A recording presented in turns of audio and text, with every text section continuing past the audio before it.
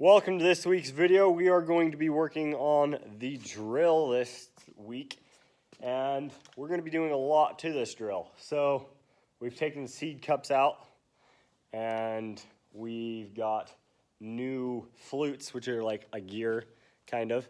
It's kind of what measures what or how much seed is being put out. So we got a new one of those. We put them all on already, as you can see. They're all put back on. And next, we are going to be replacing all the opener discs. So that should be fun and a little bit of work, but a little work didn't kill anyone.